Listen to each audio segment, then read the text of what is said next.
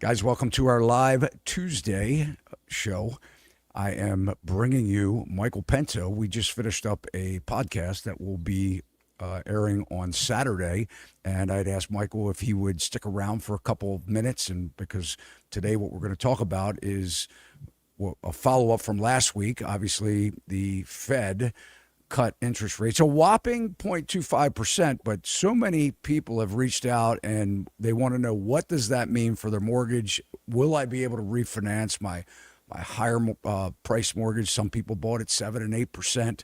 Of course, interest rates prior to the Fed cut dropped down to in the low sixes, sort of baking in a bigger anticipation, a bigger cut. But what I told you guys, and have been saying for years, the Fed does not set mortgage rates. That's a long-term interest rate, a mortgage rate.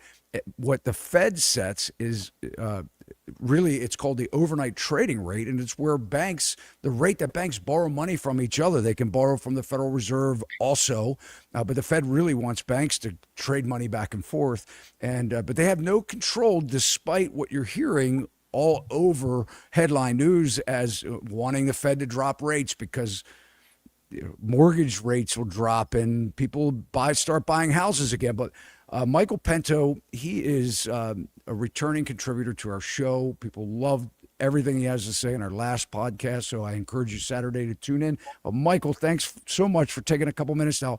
Michael has Pinto Portfolio Strategies, which is an investment firm in Naples, Florida. And so he's coming from us I mean, you can see how tan he is. I just visited Florida and I have a little bit of a tan, but nothing like Michael. Michael, welcome to our live stream. Thanks so much for taking a couple minutes and jumping on with me here. Pleasure, Todd. Now, what I want to talk about real quick, because we only have you for a couple of minutes, but I just want you to kind of recap your expectations of the Fed rate. Do you see more cuts as they have talked about the possibility of the remainder of this year? I think they meet in November and December again. Do you expect that we'll see more short-term rate cuts? And what are your expectations for the long-term rates affecting the 30-year fixed-rate mortgage? Well, you're exactly right when you say the Fed doesn't directly control the long-term rates just by infusing the money markets or the overnight interbank lending rate with credit. They can do something called yield curve control, YCC. They've done it in Japan. That's direct QE or Operation Twist, where they're just like buying the heck out of the benchmark treasury bonds, keep those yields lower. They're not doing that now. They're actually doing the opposite, something called quantitative tightening, as you know. But I expect something similar to happen, which happened at the end of 2024. So the Fed cut interest rates by 100 basis points at the end of 2024, in the fall of 24 to December, and long-term borrowing costs went up by the same amount, about 100 basis points, which is not usually the case. Usually, when the Fed is cutting interest rates, long-term rates tend to fall alongside the interbank lending rate, usually not as much, but in sympathy with rate cuts. And that's primarily because when the Fed is cutting interest rates, they're doing so to prevent an imminent recession. And we are not in, and no one has ever accused me of being a Pollyanna, I can assure you that, but we're not in any danger of an imminent recession right now. So the Fed is cutting rates once again, which was well telegraphed, and the long end of the bond market kind of already anticipated that. That's why when the Fed cut 25 basis points recently, the long end actually went up. It didn't go down in yield. And I expect the same thing to happen, because what the Fed is doing now is similar to what they were doing in 2024. They're cutting outside of a recession. They're cutting because of a weakening labor market, which is not weakening so much because there's no demand for jobs on that part of hiring firms. It's weakening because there is weakness in the number of immigrants coming into this country. The labor force is if you look at the supply of labor, the labor force is barely growing at all. So the fecundity rate of the United States is like 0.5%. So and the labor force growth is growing at a similar amount. You're not having adults of working age joining the labor force to the tune of millions per year like you were in the Biden administration. Also, under the Biden administration, again, I am apolitical, I'm a libertarian, so don't take these comments either way. But the Biden administration was hiring government workers, and also on the state level, so federal and state level, there are massive hiring of workers. That's not happening right now.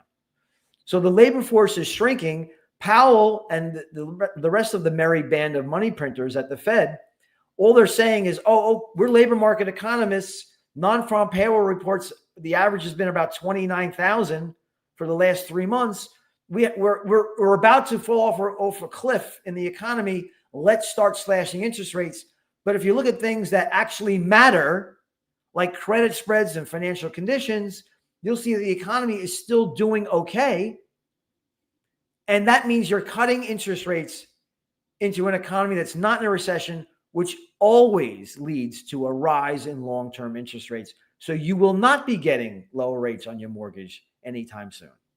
Now, I will have one quick caveat. The government could shut down very quickly here, and that could send buyers into the treasury curve across the complex. But outside of that, and I don't believe the government's going to shut down for very long, you're going to see a trend in rising long-term rates as the Fed cuts the overnight interbank lending rate. And when we were talking in our previous recording, and by the way, if you're just jumping on, Michael Pinto here, you can watch that this Saturday, and we're going to put all of Michael's information in the show notes here. If you want to reach out to him, get a hold of him, check out his services that he provides. We had talked about home prices coming down, and you had said in Naples that you were experiencing 10, 15% declines. Correct me if I'm wrong.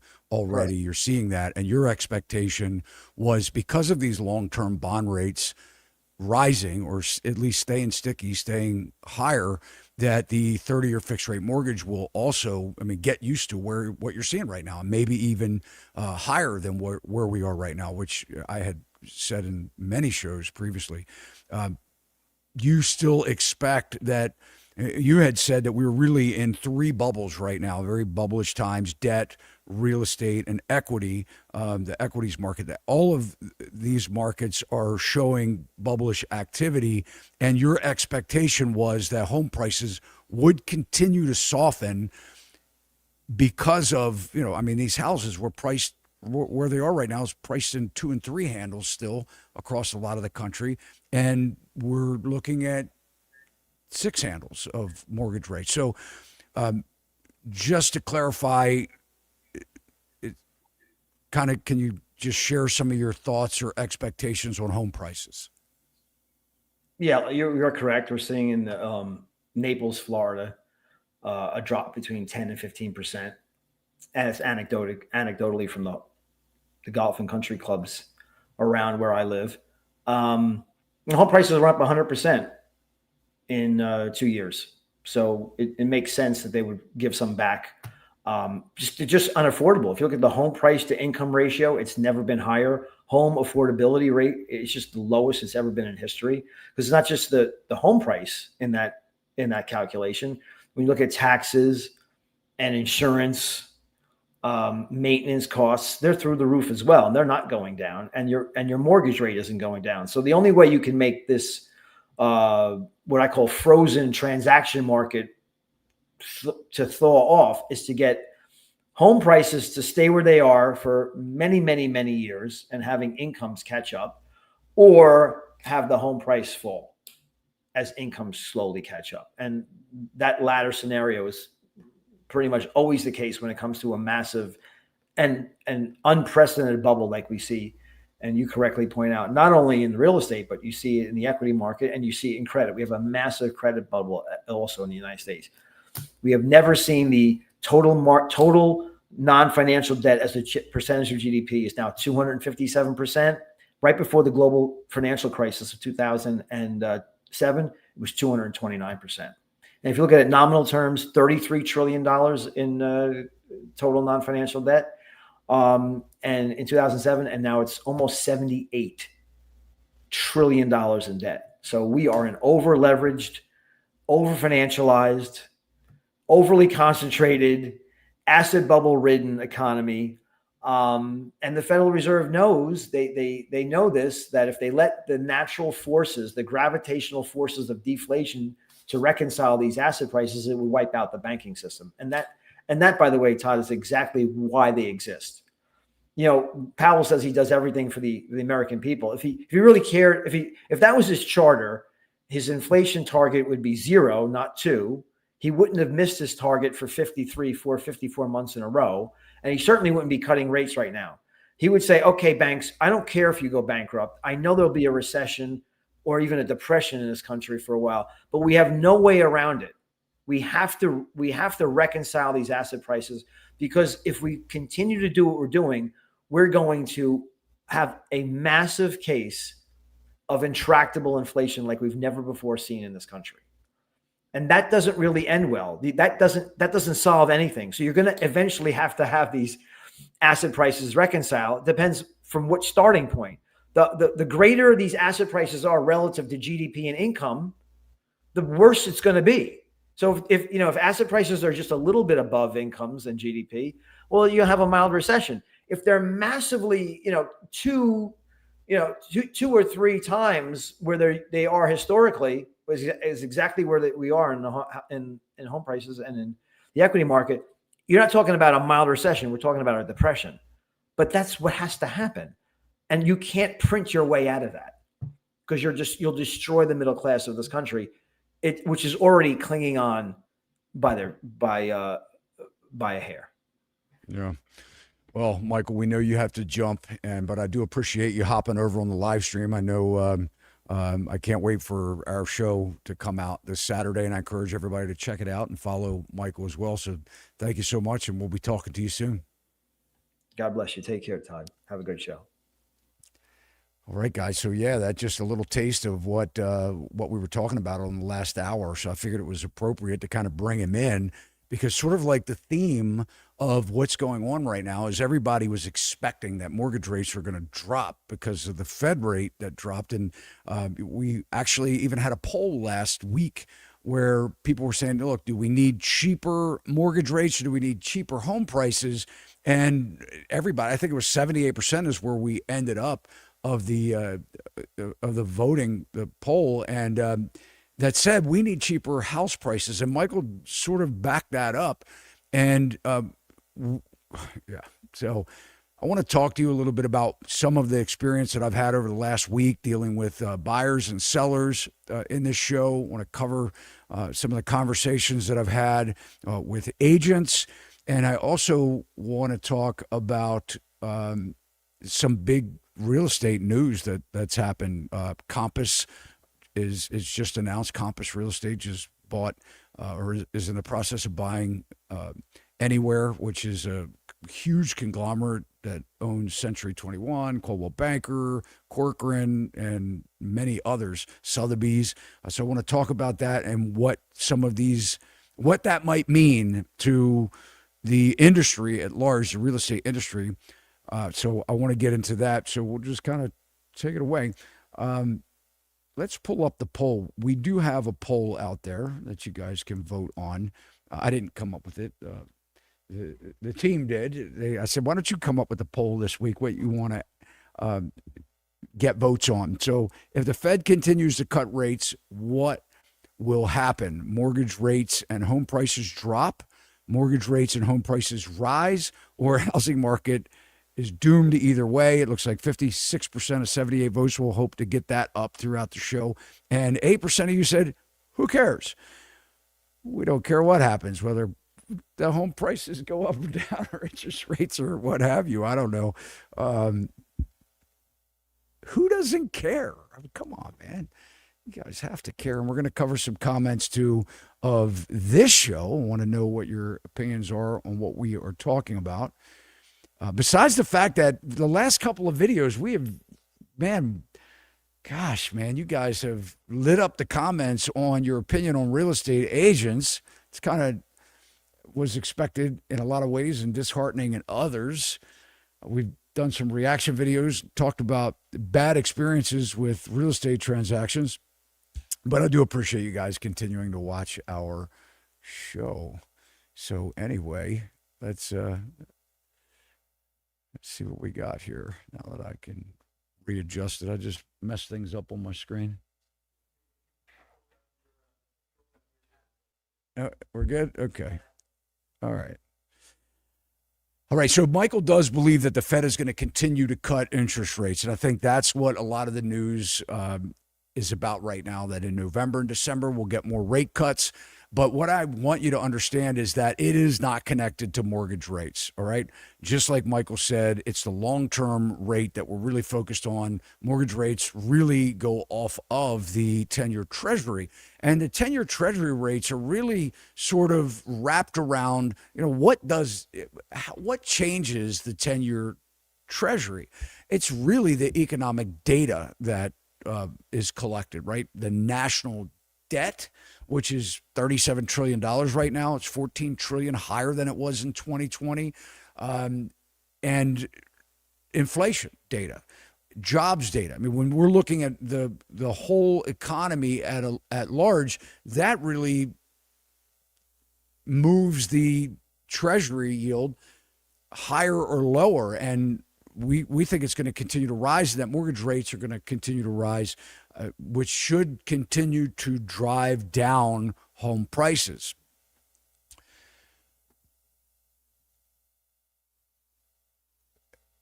Last night I had a conversation with one of my real estate agents, and keep in mind, I'm very active in what happens with our clients. One of the things that I want to talk about is who is the client in a real estate transaction?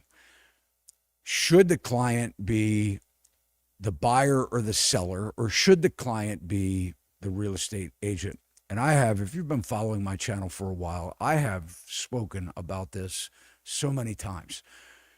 The very first podcast that I ever did, Sachs Realty podcast, was with a guy. It's the late Jim O'Connor. He passed away. I was very fortunate enough to, I think I'm the only one that ever interviewed him the way that we did, putting it out on YouTube to capture his life story. You can check it out on our channel. It's a really cool show. Jim was very hard of hearing, so it was kind of there. The podcast, though, it's amazing. I was sitting beside him, and he kept moving away from the microphone to hear me, and he would talk. And so sometimes it's hard to hear what he was saying. But the real estate industry back in the day, the broker was really in charge. I mean, it was the brokerage, the management, the ownership, and they were very client focused, and the client was the buyer or the seller. I mean, that's in most businesses. I mean, who's writing the checks? Who's paying the bills? You could have an agent, if they don't have any clients, they're not making you any money. I mean, they may be writing you checks for fees, which is the case with a lot of brokerages. But who is the client? Who should the client be? And back in the day, the client was the buyer or the seller. And Jim O'Connor, he was one of the founders of a company called O'Connor, Piper and Flynn. And they were very big here in Maryland. But when I was sitting down with him, he gave me their tagline, which was, "It's what's behind the sign that counts." And I thought that was really cool. In fact, I don't even think it's copyrighted. I was thinking, man, that would be a great slogan for Sachs Realty, but totally inappropriate to use. But what that meant was, in a literal sense, it was the sign that was in the yard, and what was behind the sign, the seller, who back then, essentially for a very long time, paid the commissions, paid the buyer's agent commissions through the listing broker. But back in the day, there was no buyer agent.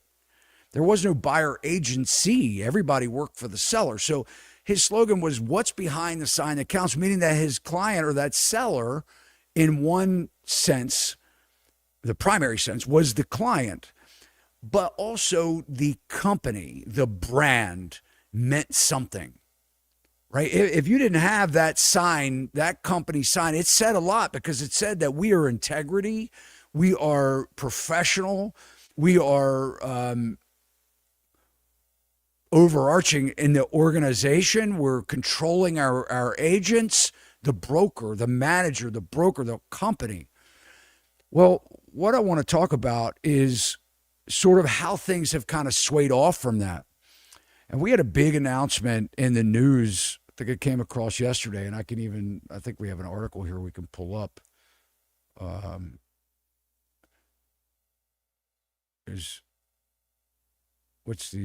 we go. It's on realtor.com.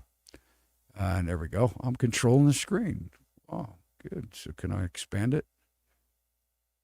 That good? All right. So it was announced that Compass, a massive real estate company, they're publicly traded. They've been in the news because they've recently, them and Zillow have been battling it out. I think they even filed a lawsuit. I don't know where that stands against Zillow. But breaking news just happened in our industry in this right here, the article. Compass to become the world's largest real estate brokerage and 1.6 billion merger. That's a lot of money. I can remember back in the day when you would say that it was $1 million merger. But now we're in the B's, the billions, $1.6 billion merger. It says Compass, which also operates Christie's, which is another brand. It's like a high-end. They market themselves as a high-end brokerage selling, very expensive houses. Announced the acquisition on Monday, which will seek to take control of Anywhere's subsidiary brands, including Century 21, Sotheby's, and Coldwell Banker, amongst other names. Corcoran's in there as well. Compass says the merger will expand its reach into every major U.S. city in 120 countries with a combined workforce of 340,000 real estate professionals globally. Compass was already the largest U.S. brokerage by sales volume, and Anywhere was the second largest by bringing together the two of the best companies. This is from CEO Robert Refkin. By bringing together two of the best companies in our industry, that's subjective, while preserving the unique independence of Anywhere's leading brands, we now have the resources to build a place where real estate professionals can thrive for decades to come. And what I want to focus on here, and I think it was in another article here. There we go. Let's look how I did that, man. I'm getting good. This is an article. It's an older article, but I have also heard Refkin speak at trade association or like Inman they have these conferences, these big annual conferences, and I've heard Refkin speak, and he has in no uncertain terms said right here, I work for you. Refkin also reaffirms Compass's longstanding mission to empower agents. You are my client. I work for you, he told the crowd. Everything we've done, concierge, collections, Compass One, Marketing Center coaching is designed to give you an edge. Now, I want to know your thoughts on this because what I've said, and look, Compass is a great company. I'm not knocking on Compass. I have respect for a lot of anybody that's building a business and trying to put together a good service. That's great. But making the agents the clients, you are my client. I work for you, Refkin says, as he's talking about Compass. This is a big concern to me because this is one of the reasons why I think that we have lost it completely with, I started out, I was just mentioning how I post these videos about real estate agents and you all don't seem to like the industry, the real estate industry. I think you like me. I hope that you're watching my podcast and you maybe like the way that I'm so candid or that I peel back the onion and kind of share with you strategies and tactics and try and keep level-headedness in the transaction, putting my clients before the dollar, which is what we do. But my client is the buyer and the seller in the transaction. My client's not the agent. Maybe that's why I don't have many agents, but that's good. That's what I want because I want our focus to be on serving the real client, in my opinion, It's the buyer and the seller. But I want to know what your opinion is. You can comment if during the live stream. We can talk about it. You can also, if it's after the live stream, you can go ahead and comment, and I will read it and get your opinion on who you think the client should be in the real estate transaction. I had a conversation with one of my agents yesterday, and we have a client, a buyer, and we've been looking for a house for quite some time. We are seeing the market soften here in Maryland. There's no question about it. I looked at the data earlier. I'm not going to go through it today, but I was looking at the data, the trends, the days on the market going up, the slowdown in the price per square foot. We're pre-pandemic lows on year-over-year price increases per square foot. We are seeing price declines. The days on market, like I said, are skyrocketing. But I had a conversation where my client was putting in an offer on a house, and the house had been sitting on the market for a long time, almost 3 months. That's a long time. They had a price reduction, I think of about $20,000. They started at $600,000. They dropped to $580,000. My client went, looked at the house. It was not in it wasn't tip-top shape. It was a nice house, but it was lived in hard, was from what I understand. And my client gave him a bona fide offer of, about $40,000 under list price. And they came back and said, no, we're going to, drop a little bit, but we're going to take away any compensation that they had already agreed to do. And we're going to take that away.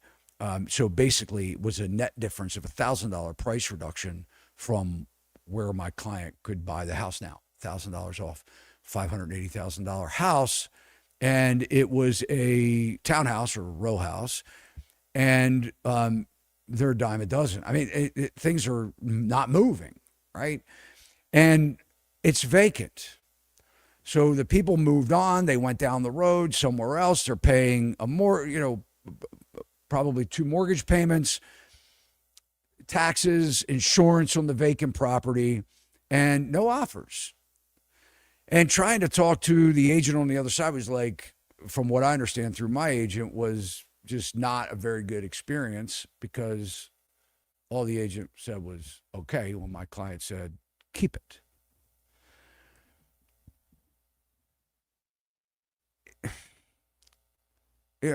If you're if you need to sell a house right now, you need to understand and look at the metrics. If you're 90 days on the market and no one is coming out, we see the buyer demand hit the market when or attract themselves to your house when you list that house the first or second day on the market. You're seeing all of it. We're not getting buyers looking at houses that have been on the market for 3 months and all of a sudden being like, oh yeah, well, it's been sitting on the market for 3 months. I'll give you what you want. I'm not experiencing that. And if you're a buyer looking at a house, you could tell me what you think about a house that's been sitting on the market for 90 days that hasn't had any recent price cuts. And you're looking at the market and you're looking at the mortgage rates and you're saying, okay, these houses were priced back in the day when we had 3% mortgage rates or less than 4% mortgage rates. We're at 6.3% today. Taxes have gone up like crazy. Insurance has gone up like crazy. So what you have to come to realization, if you're a seller and your house has been sitting on the market for 90 days, if you don't want to keep that house, you need to respond in a better way than $1,000 price cut to a bona fide offer that's coming in from a highly qualified buyer.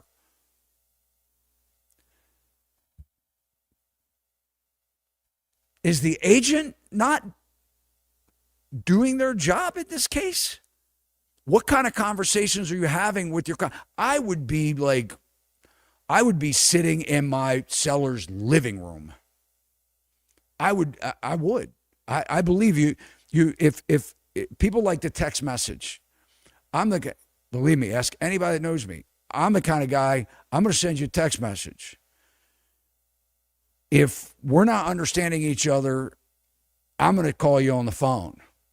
If we're not understanding each other, I'm going to come and see you.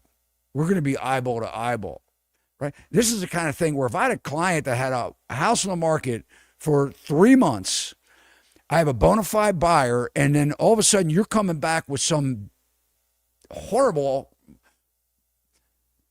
counteroffer, dropping the price $1,000. First of all you're doing is pissing off the buyer. The other side. I don't get emotional when it comes to representing the transaction or my client. I don't get emotional. That's what I'm here for. My buyer is going off a cliff or my seller is going off a cliff, but my job is to just say, calm, keep things together. All right, now that you've expressed that, now let's talk. What agent that has any kind of experience is, how are you? I would be sitting in the living room of my seller and I would be saying, okay, I heard what you said, but before we send this out, let's look at the data. Let's look at the offer. Let's not come back with $1,000 price reduction. Or maybe you should take it off the market and keep it.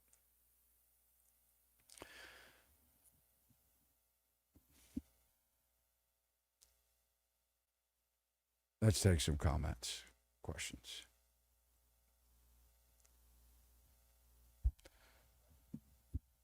Unsurprising that real estate, why I can't see the bottom of this for some reason. I don't know why. All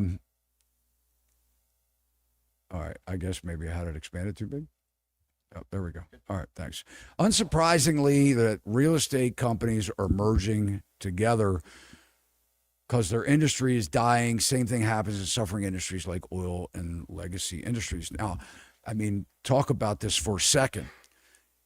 I'm looking at this industry from a completely different lens now, right? I mean, I think one of the things that I do that's different from most companies, I probably have more connection, and I may be wrong in saying this, but I probably have more connection with the consumers by podcasting and have doing this now for many years.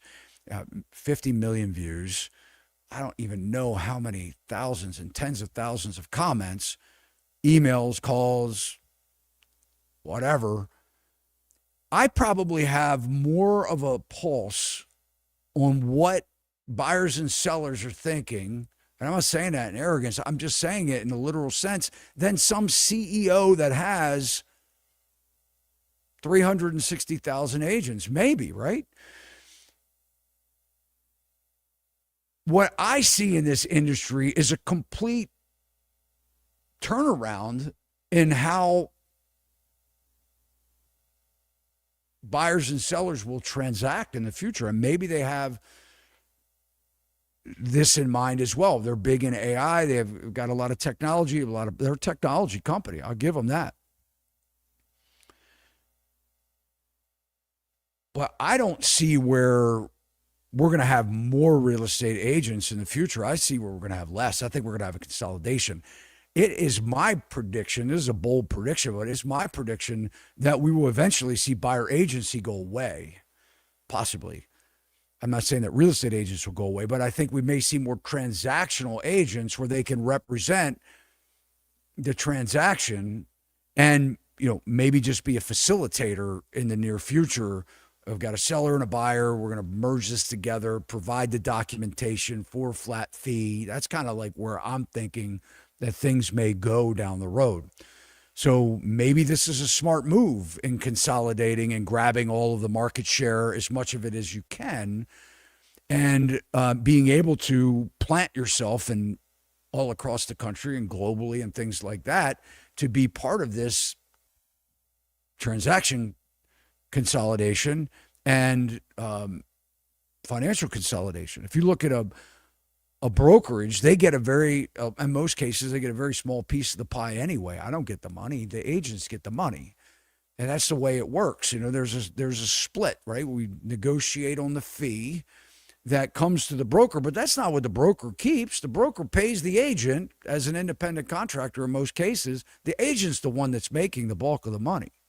Unless you're brand new and you're some, every broker's different, but that's been the trend, is that brokers make less per transaction, and that's why they've become loan officers or mortgage companies, and they own title companies and brokers, or in all these other different ways of making money, because their real estate agent is their client. So they just say, okay, well, if I can have more agents, and maybe this agent only sells 1 or 2 transactions a year, but if I have 3,000 of those and I skim a little bit off of the top, well, then I make enough money where it pays me to have a lot of agents, right?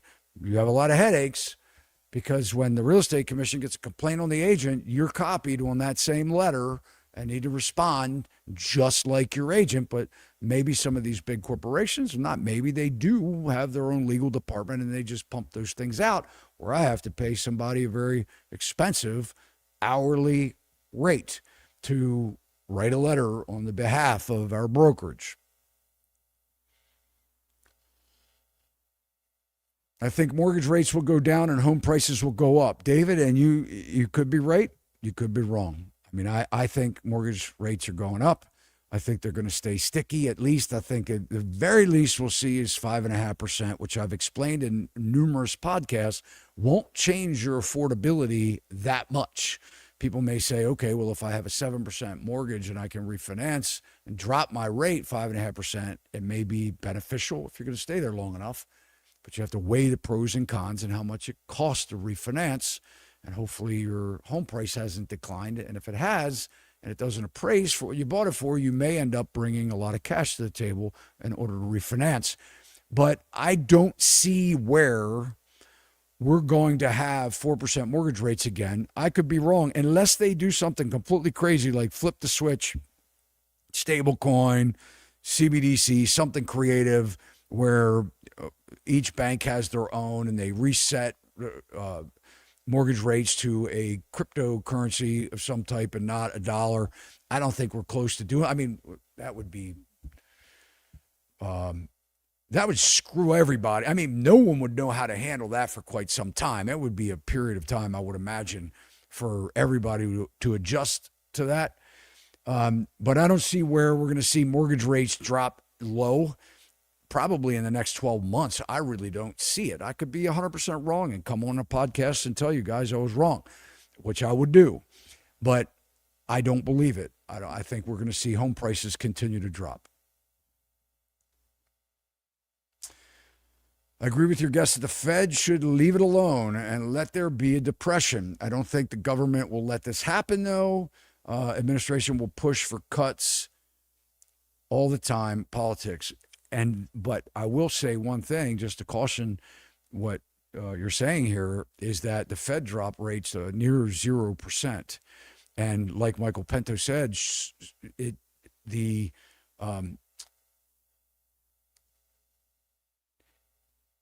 Fed rate and the long-term interest rate, like a 30-year fixed rate mortgage, in deflationary, or I won't say deflationary, but I'll say non-inflationary markets where inflation is relatively low, they do travel together and have throughout history. Where they don't travel together is when we have high inflation and the low Fed rate. If we have high inflation, if the Fed rate dropping increases inflation, the long-term interest rate should rise.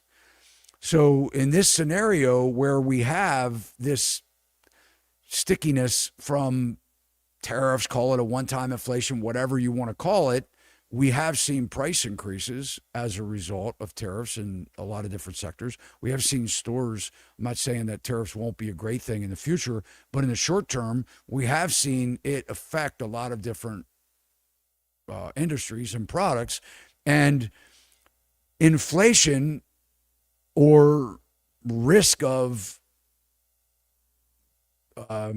recession, typically your long-term bonds rise. And that's where we're seeing, just like Michael said, back in December, they cut 1 full basis point at the Fed rate, the overnight trading rate, and we watched mortgage rates go up almost the same, 1 full point.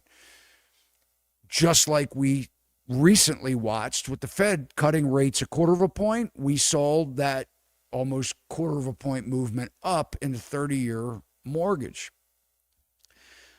They were a lot of people were saying, well, mortgage rates were declining and everybody was getting excited. And I remember talking to a loan officer that I know really well.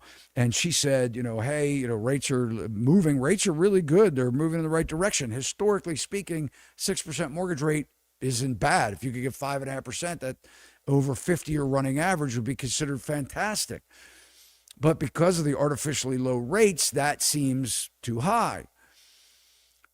But everybody was buying in. I saw more TikTok videos, more Instagram reels, more YouTube videos about the rates are crashing, mortgage rates are dropping, they're tanking, they're coming down, and TikTok going like crazy. Loan officers saying, hey, call me, now's the time to buy, now's blah, blah, blah, blah, blah, blah, blah. They didn't really drop that low. I mean, they were still in the sixes. It's still not enough to move the needle or get buyers off a shelf. 5.5 still not going to do it, in my opinion. But we instantly saw it rise for 2 straight days after the Fed announced on Wednesday. It was Thursday and Friday, rates went up. And everybody was like, what the hell? Why is that happening?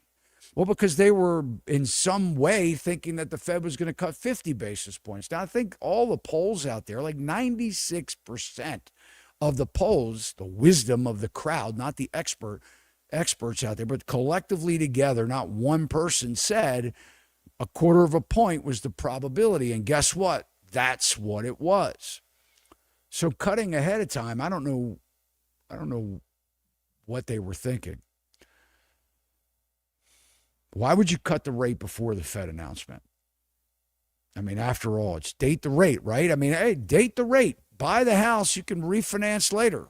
A lot of people were screwed where they did that over the last couple of years. They're now at year 3 on a 3-2-1 buy down, and now every year their mortgage payment's gone up, and now they're facing the music because we're almost at the end of 2025. And rates have been going up since spring of 22. Builders out in Colorado are giving 3.99%. Cameron, we appreciate you. And thank you, by the way, Cameron, for becoming one of our show supporters. I just wanted to give a shout out to you on that. You can support our channel. Everybody else was doing it, and I finally took the time to kind of look into it and said, well, what does that mean? And so for $3 a month, you could support our channel if you care to do so. You can cancel it at any time, but Cameron became our first supporter. So thank you so much for that. But yeah, builders, I mean, getting back to this, and it's easy, by the way, you just hit the join button. Builders have been offering since, I think, the fall of 22, they've been doing rate buy downs, 30-year fixed rate buy downs. And this is something that costs the builders a lot of money. They own their own mortgage company, but it's still expensive. You do a big rate buy down of 2 or 3%, depending on the cost of the home, it could easily be $30,000 or $40,000 that it costs to buy down the rate over a 30-year period. After all, you're paying all interest. I mean, if you look at your amortization schedule, if you actually do that when you buy a house, I mean, like $5 goes to your principal. The rest goes to your lender because they know most people only keep those houses for 7 or 8 years or 9 years, and then they move on to something else. So they want to get as much money from you on the front end as they possibly can. That's why the interest is front loaded. You don't start paying off your house until you've been there for 10 or 15 years. Then you start seeing a significant dip. And by the way, that's what I caution you. You refinance your house, your amortization schedule starts over again. You go back to that first payment, putting $5 towards your principal balance. And if you owe $475,000, you may think it's going to take a lot of payments to pay this off. So much so that you may end up spending 3 times the amount for your house. You buy a $500,000 house, you pay $1.5 million at the end of 30 years. But builders have been giving these rate buy downs for years. This is not new, and it's not moving the needle. And Cameron, since you brought that up, I want to talk about that. Lennar. See if we can. There's a recent article in Newsweek.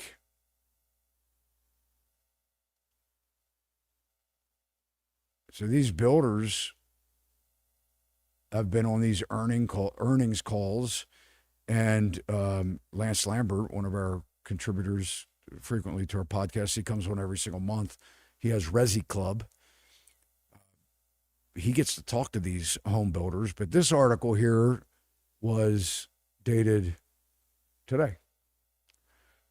So it says that America's second largest home builder, Lennar, has accepted significant price cuts in recent years in order to keep selling homes in a generally softening U.S. housing market as buyers retracted to the sideline of the market among sky-high home prices. This is a builder admitting sky-high home prices and elevated mortgage rates in recent months.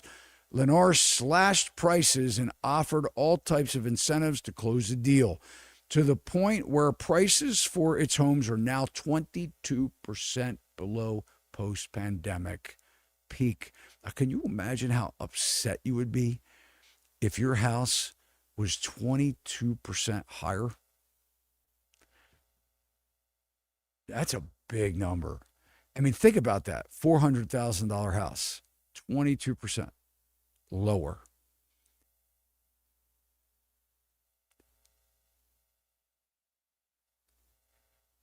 So they talk about a change in strategy for Lennar. So it said Miller said on Friday that Lennar is going to revise its expectations for the fourth and last quarter of the year to relieve the pressure on sales and deliveries and to help establish a floor on margin. Now, think about this: the pressure on sales. Can you imagine the pressure on the salespeople when they're not getting calls, or somebody comes in and looks at it and gets the price and like, and they say, well, you better buy this lot. You better give us a deposit if you like this lot because other people are looking at it. And then you're like, well, I'll come back. And then 3 weeks later, the lot's still there. And you're like, well, I mean, the pressure, you got to sell these houses. Well, 22% margins aren't changing it, making a big deal, big dent, big difference. And neither are offering like Cameron said, 3.99% in Colorado. That's not moving the needle. Specifically, Lennar will reduce its delivery expectations for October, November, and December to 22,000 to 23,000 homes, while shrinking its full year expectations to 81,500 to 82,500. Says for Lennar, this is an opportune time to pause and let the market catch up a little bit. Even though mortgage rates began to trend downward towards the end of the quarter, stronger sales have not yet followed. Well, you've been offering rate buydowns, but that costs them money.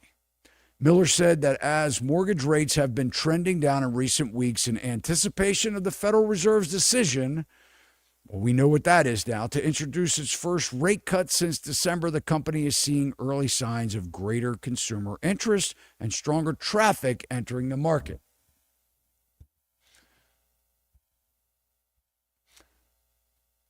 However, he goes on to say with lower mortgage rates, he said buyers are coming back to the market, and this is generally an early signal of stronger sales activity to follow. Now, I can tell you my experience with buyers coming back into the market. Yes, I will say that up to the announcement, interest rates dropping, mortgage rates dropping, and up into this, Fed announcement, we have seen a lot of buyers start to come off the shelf, all right? And, but their expectations are to get cheaper home prices. Period. That's what they're coming back to the market for. They're coming back to the market saying, okay, mortgage rates are weakening, but I want cheaper prices. Because that's what we're seeing. The offers are coming in a lot lower. They're taking shots at sellers. And that's the activity that we're seeing. We are seeing traffic pick up, but we're not seeing sales pick up. We're not seeing the houses being sold. In fact, we're seeing them come back on the market after they go under contract because they want things fixed now. And it's expensive to fix things.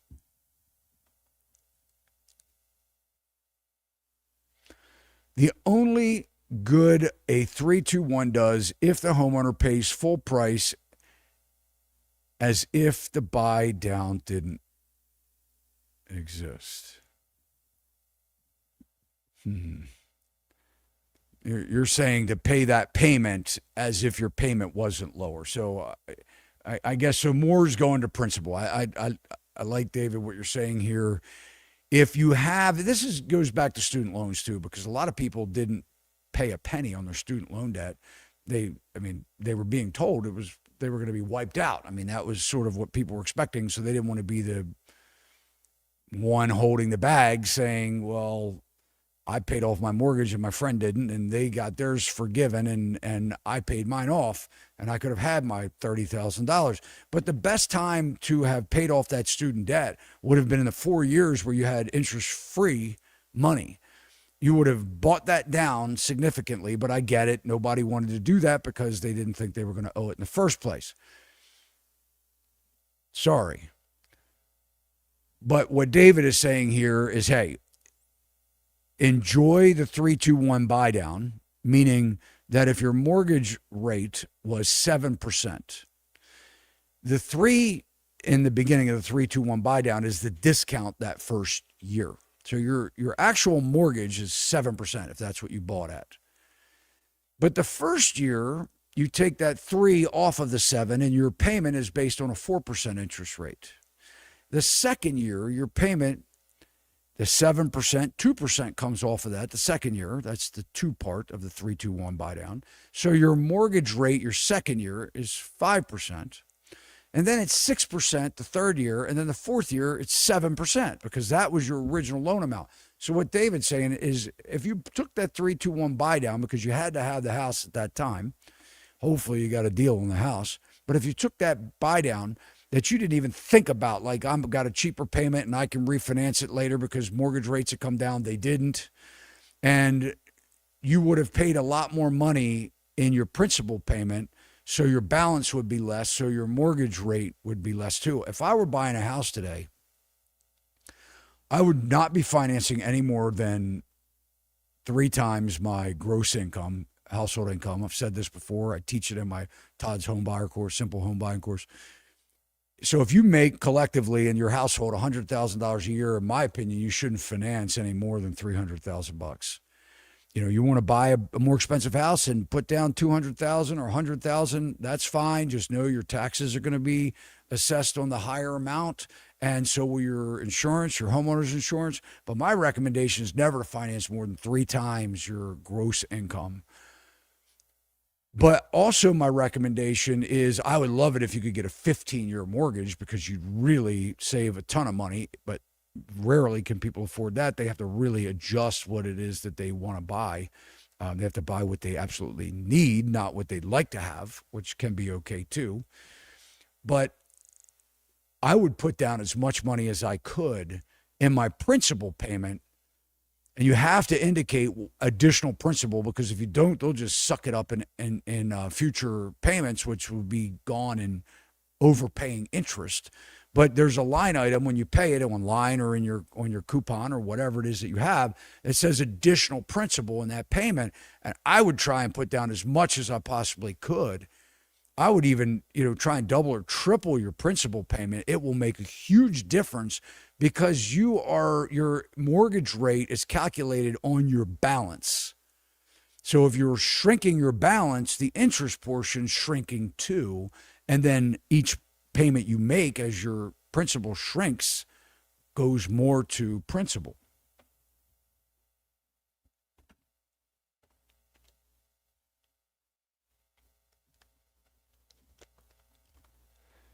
Do you recommend homeowners take advantage of current interest rates and refinance or wait for larger cuts?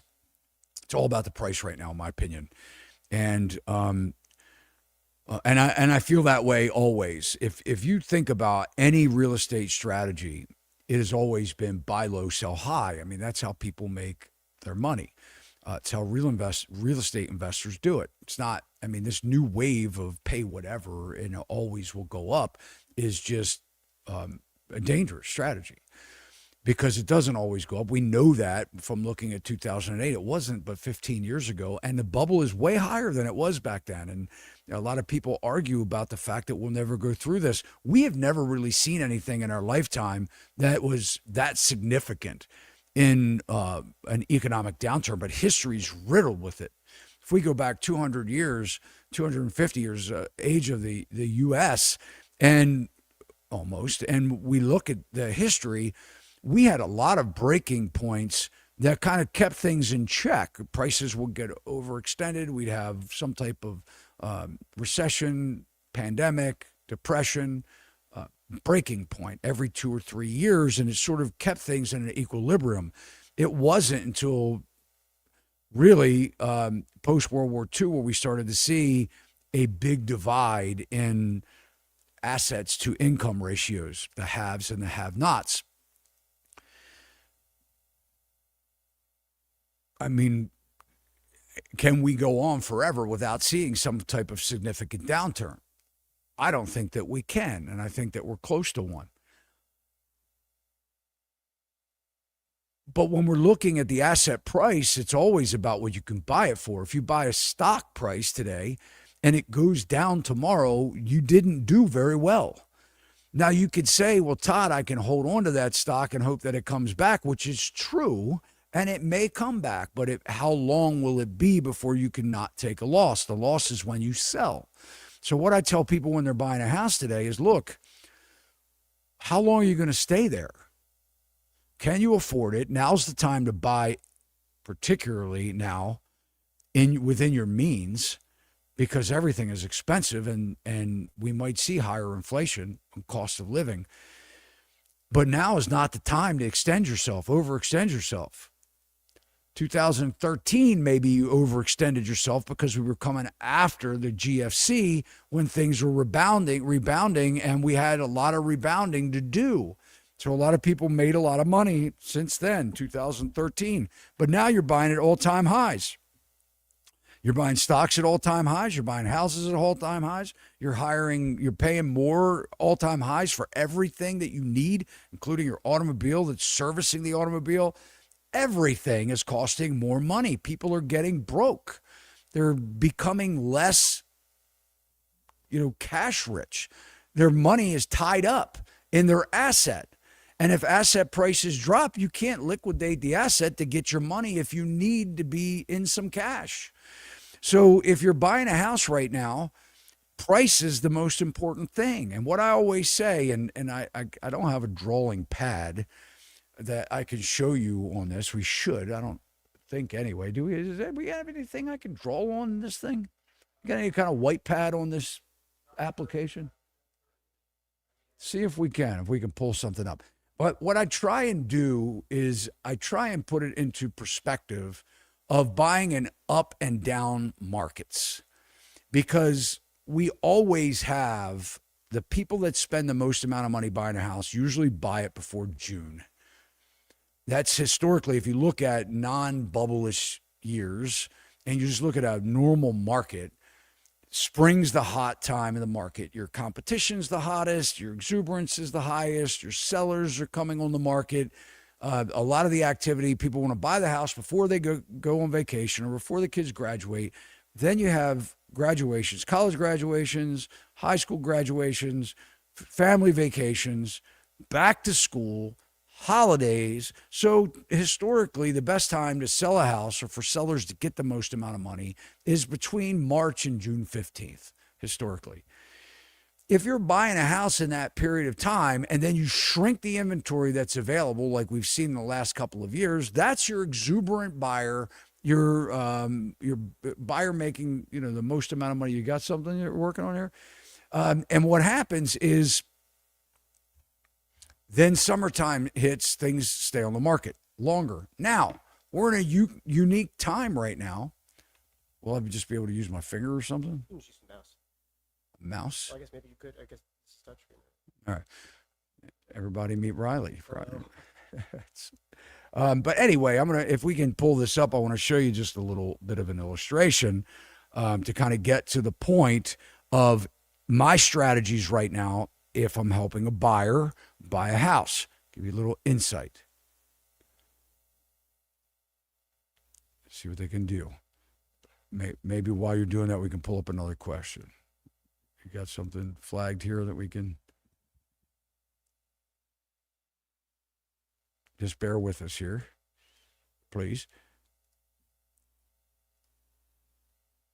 While Riley's doing that, let's look at this. So we'll get back to your question here about the rates. So what lowering the rates will do, are you all set here? No, go ahead and do that. Does that mess you up? Yeah. All right, here we go. All right. I don't know. You might have to call Joe. Okay, so here you go. Looks like we're good. Guys, this is a live stream. We can't, you're getting it raw. It's just the way it works. All right. So what lowering the rates, that's why I put my glasses on, will do, however, I can't even see that, so I'm not even going to try. All right, here we go. What lowering the rates will do is cause more inflation on everything we buy. It basically hurts all of us at the expense of making houses a tiny bit more affordable for baby boomers who buy. I don't know. Phoenix Rising, you're a great follower of our channel. I think you've been following us for years and commenting. It will cause more inflation. I think you're right. I think it will definitely cause more inflation. All right, see if is my screen being shared or not yet? And you guys are going to see. All right. All right, so here's my craftiness. Gosh, this is scary. Looks like a mess. All right, so here we go. We have a rising market and we have a falling market. All right. And let's just say that we've hit the peak, which I think the peak was actually in 2022. There's a lot of reasons for that. But if we're looking at this, if we're in a trending up market, right, and you're here in the marketplace, and let's just say that this is $400,000, all right? And let's just say that this is $650,000, which would probably be a very good analogy. What I'm trying to do in an upward trending market with my client, and this is what has happened. Of course, we saw a 10 or 12% jump in home price appreciation almost instantly in a couple of days because the house would go on the market, then it would get multiple offers, and it would sell for 10 or 12% more than the top of the price, top of the comp. And so what happens is in between here, you have time, right? And so what you're trying to do when you're buying in the top of the market is maybe if we're looking at a $400,000 house today and it's hot, maybe we want to buy here. So today we're going to give a jump in price so that we get it. So we're going to pay more for it, but we want to do that today because we don't want to get up to this 650 number, and we want to get there, but after we pay 420 maybe, or 440 for our house, let's just say 440. All right. I know it looks like I'm in kindergarten with this, but just bear with me. All right. Now we're going down, right? So we're buying a house and we know it peaked, and maybe right now we're at 625, right? But maybe it's going to go down before it hits the bottom. Maybe it might go down to 500,000. Nobody knows. But what we want to do is we want to buy it here at a somewhere price in here in a downward market, because we don't want to pay. We know the market may continue to fall. We don't want to take a bath in our purchase. We don't want to overspend today in a declining or a downward market, downward trajectory. We don't want to get caught in the, losing a lot of money. But we have to say, okay, what price should we buy it today? It's not going to be the price it's advertised. It's going to be a lower price, but it may go lower. But what am I okay with if it keeps dropping? At least I'm going to catch it when it comes back up again, because it always does, right? We are going to see home prices eventually will catch up and go up higher than they were. It always has happened. It goes up every year with inflation on a long range average, right? So that's what we're trying to do. So we may be in an opportunity right now. That's why you should be prepared. You should be educated. You should be ready. And you should be watching this market. It's not going to happen overnight. It never does. Real estate's a very slow moving target. It's not going to drop. I mean, it went up rapidly, but over several years, a couple of years. So it didn't happen overnight. You may say, well, it did happen overnight. It didn't happen. We saw what was happening overnight. That's why so many people jumped on and bought in 2020 or 2021 and gave that 10 or 12% more because they knew it was going to go higher. So that's sort of the analogy that I'm showing you. You want to jump in front of the line, pay more in a going up market, but you didn't pay the top. You did it fast. You moved quickly. Now you want to do the exact opposite. You want to move slow and strategically because you don't want to, catch that falling knife, as they say, and buy it too early.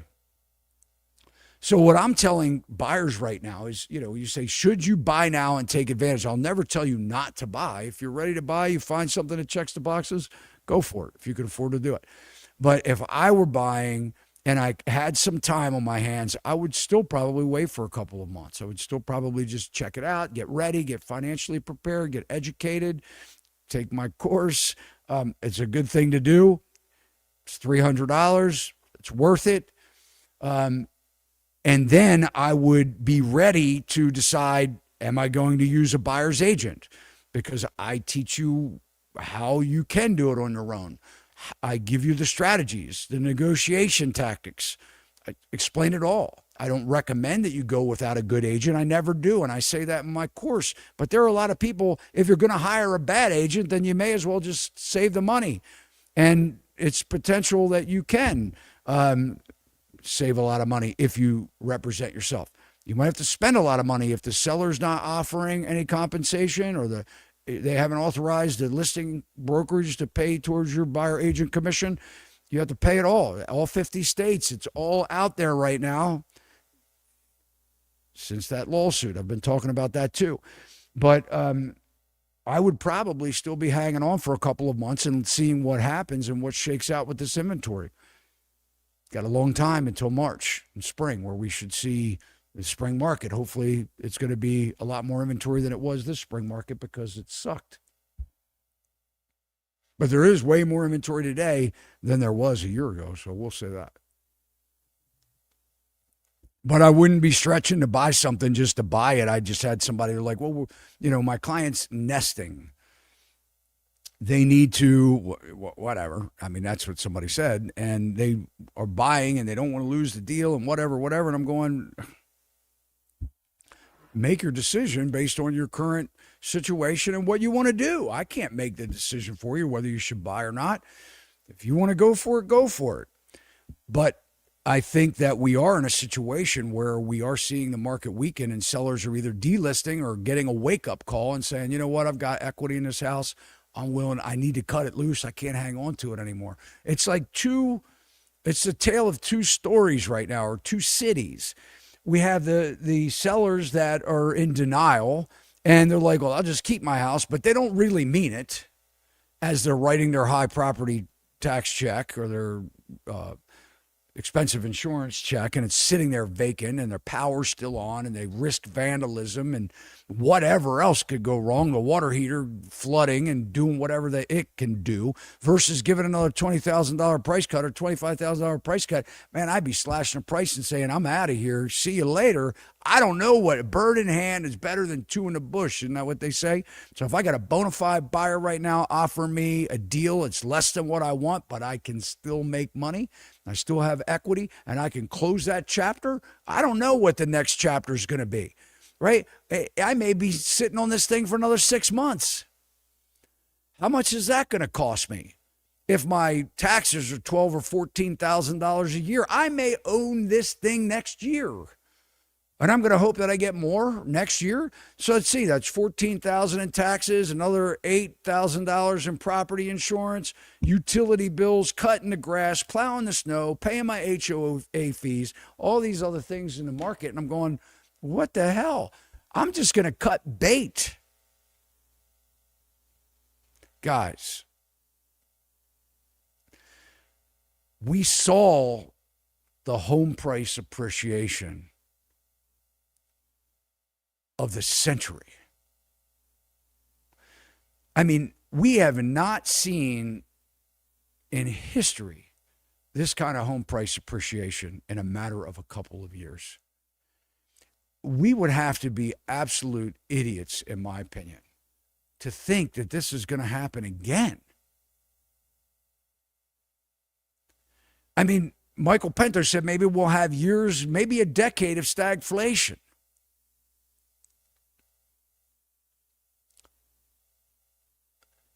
People can't afford this. Hello?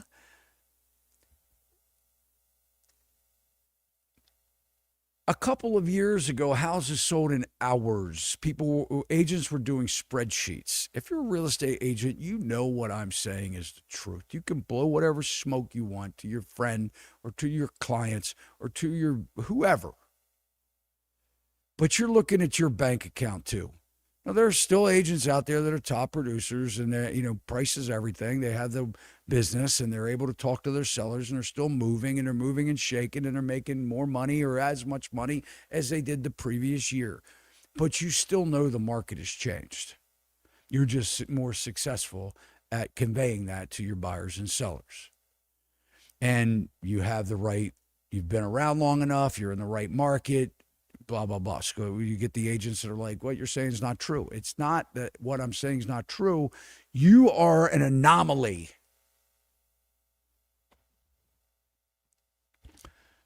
The whole market is screaming right now. Agents don't have transactions that they need. Title companies, loan officers, home inspectors, people have cut back. And you know it's true. Mainstream media is finally saying it, talking about it. So you have to be smart. A savvy buyer, this is your time. This is your time. You're coming into it. You watch the market right now. Pay attention if you're serious about buying a house. Get educated and get prepared. Start saving your money. Stop spending $8 every morning at Starbucks. Make your own coffee. Start banking more. Go out to eat less. Prepare so that you can take care of some distress. You can take advantage of a property that hasn't had the love. You can really capitalize on that when things need to be fixed and replaced, but you need cash for that. So start gathering that, start gathering your finances together and start paying attention to the market. Don't worry about the mortgage rates. If you're buying because mortgage rates are dropping, you're thinking about the wrong thing, in my opinion. Yes, I know it's all payment centered. You're still giving a lot of money to the bank. If your mortgage rate is 4.5%, you're still spending most of your money on finance charges.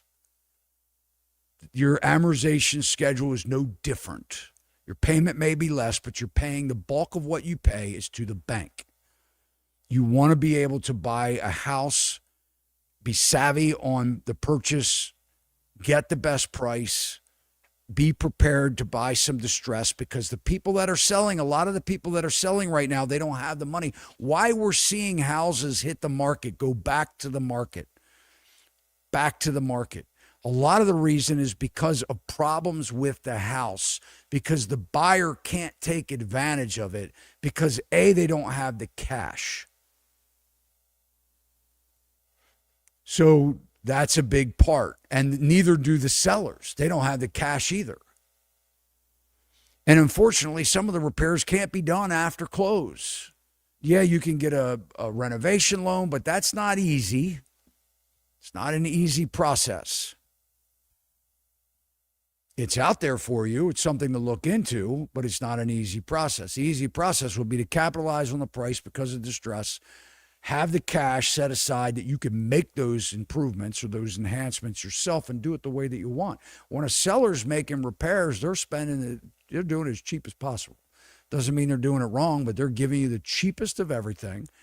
And they're, going to take the cheapest price, cheapest contractor. Just had somebody say, the roof went bad, or they had repair work done to the roof, and they bought the house and the roof was bad, was leaking, drywall was destroyed, water damage everywhere, and the roofing company's out of business.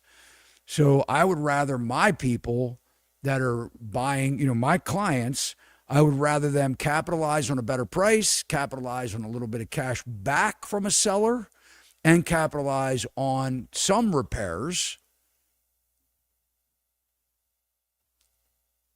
If a water heater needs replacement, ask for the water heater to be replaced. They pull a permit, ask that it's done by a licensed contractor. They pull a permit if it's needed. Some counties you don't need a permit for a water heater. Do a little research on a Google search, find out how to replace a water heater, make sure you know what it looks like so that you can take the picture with you when you go to the final walkthrough and check it out and say, does this look like that? Make sure it's got the expansion tank, the overflow, blah, blah, blah. Let them replace the water heater. But maybe you live with the outdated kitchen or bathroom and you get a little cash back to help with your closing costs so you can keep more cash in your pocket. Again, these are the things that I like to talk about and teach you on my course. So what else we got? Problem is homes in Florida are overpriced by 30%, lowering the mortgage rate by 25, 50, or 75 basis points will not help the housing market. Homeowners need to face the music, lower prices. Exactly what I'm saying here. And look, I'm not against you homeowners out there. I mean, I get it. I understand. But what I'm telling you is that you have to be practical. You didn't sell in 2022, 2023. For whatever reason, we're in 2025 and the market has shifted. So now you have to go back to my analogy and you have to say, you have to, as a seller, not just a buyer, pull that back up again. Do we still have it? Or is it gone in forever ever land? What? I'm talking about my little random drawing that looked like Charlie Brown. I did. If you're a seller, you need to be thinking, okay, that same downward trajectory that I was showing you with home prices, you have to be thinking the same thing. The buyers are thinking it. They're like, okay, I don't want to buy at the high price here. I want to buy, I don't know where the bottom is, so I'm not going to offer you some $100,000 price reduction on a $400,000 house. That may not be realistic. But if somebody's coming in and offering you $360 on a $400,000 house, you may have to think, well, I'm hoping that we can make it work. Or from that 360 to 4, somewhere in the middle, if you come back with $1,000 off and they're asking for 40, you're pushing them away. And if you haven't had any offers, you haven't had anybody walk through your house, you've had 0 showings, you've been on the market for 6 months, you have to make a business decision and say, do I have the tenacity or the ability financially to hold on to this thing for a decade? Because that may be what it takes to get what you want. Or more. But if you're a seller and you're in this downward, we're in this downward trend, you have to be smart and say, I may be at the 500 if I wait too long. I could be down at that 500. It's just a word for you sellers out there that may be listening or somebody thinking about selling their home. I'm just trying to put some rationale to this, to where we are right now. I get the market. I understand it. We get like 1 million views a month on our channel. I mean, believe me, we're not taking a very small sampling of, look at the comments yourself. We don't make them. Some of them may be bots, but I would venture to say a large percentage, you can tell when their bots are trying to sell you. Click on this, whatever. Gosh, man, we spend so much time deleting bots and blocking as much of the crap that comes in. But I think the comments that come through our channel are solid. Read them. If you're a seller, take time and read the comments.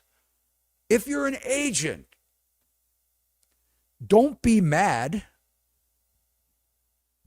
Read the comments. Maybe you'll find some business insight or some ideas of marketing to attract today's buyer. Because I had somebody reach out to me. They sent me an email and they said, thanks so much. I've learned so much from your channel over the last couple of years. We're in the process of buying a house. We've interviewed 3 agents. We didn't like any of them, but thanks to you, we knew what to ask. And so if anything, we're teaching people to ask critical questions, which a lot of people have never done that before when interviewing an agent. If you're an agent, you shouldn't be mad at that. You should be expectant. You should be expectant to get educated buyers. And through the last 5 years of how this market has been wrecked, you should anticipate and expect that the education is they're going to step up in their level of being educated. They're going to be more savvy buyers today than we've ever seen before because their peers have been burned. Their peers are indebted to their houses and aren't able to go out with them anymore. The numerous social media posts of people that have said, I regret buying a house. I wish I had one. Well, when's that video come out? We've got either Sunday or Wednesday of next week. This Sunday or next Wednesday. We have a video where I'm reacting to buyers saying that they wish they hadn't bought a house. And I believe these are real people. These aren't just, they aren't influencers. They're going out, and a lot of people today, they deal with what they're going through, if you haven't realized this, with social media posts. It started out with like what I had for dinner today, like 10 years ago. Like, hey, everybody, look at the meal that I've just eaten or whatever. It's like expressing what they're doing. Now, as social media has grown with these shorts and these platforms like Instagram and TikTok, people are piss off somebody today. And they're going to come out and let somebody have a bad experience today. You thought a bad review was bad. They're coming out, with these videos and talking about their experience. And I believe a lot of them are real. They're true stories of people that are saying they're crying on, practically in tears in the videos. They're getting foreclosed on. The HOA is foreclosing on them. They can't afford the special assessments. $22,000 special assessment somebody got. That they didn't know about, that they feel that they can't afford it. They don't have it. They have a court date coming up. They don't have the $22,000. And many states, your HOA can foreclose on you. We're talking about serious things here in the housing market. This isn't like going out and buying a car even, for crying out loud. Unfortunately, a lot of cars and vans and trucks are homes nowadays. I'm not talking about that, but I'm talking about just getting back from point A to point B to your house. We're talking about a car, talking about a vacation. We're talking about a long-term commitment, a house, and how people are going through the financial distress of owning the house. When you get your loan today, you're approved for your house today, your lender's going to tell you a couple things. They're going to say, don't make any major purchases. Why are they telling you that? Because they don't want you to add anything to your debt-to-income ratio, because then they can't sell you a loan, and your agent can't sell you a house. And it happens. We had one We had one time somebody stopped paying their credit cards. They had bought a house, one of our clients. This is several years, probably 2018, 2019. They had bought a house, under contract on a house. They were about a week away from close, and the lender, whatever happened, they repulled, verified, whatever, and the credit score dropped significantly. And the reason was because the credit card payments were missed. So they bought the house. It was going to settle in 40 days or whatever. But they didn't, after they got a contract for the house, they stopped paying their credit card.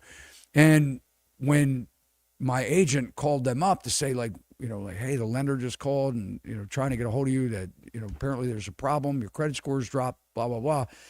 And the bottom line is they talked to the lender, and the lender called us back and said, well, the buyer stopped paying their credit card payments because they heard on the radio or YouTube or somewhere, who knows, that if they stopped paying their credit card payment, that the credit card company would renegotiate the rate. Well, that dropped his credit score like 100 points. He couldn't buy the house. But anyway, they tell you don't make any major purchases. And the reason being is because that will offset your debt to income ratio and you can't buy your house. Well, what's going to happen after you buy the house? If you needed the car, you're going to buy the car when you settle. You're still going to make it. You're just going to buy it after you buy the house. Well, that screws up your debt to income ratio. Had you done it before, you wouldn't have been able to buy. But now that you bought, now you just got yourself in more debt. And then you don't realize that the HVAC system's about to break in the house, and that's $25,000.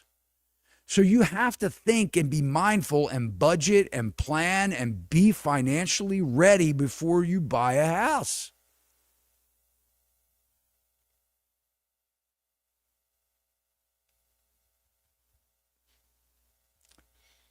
If we buy from Lennar and have a realtor, does it affect my price with the new construction sale?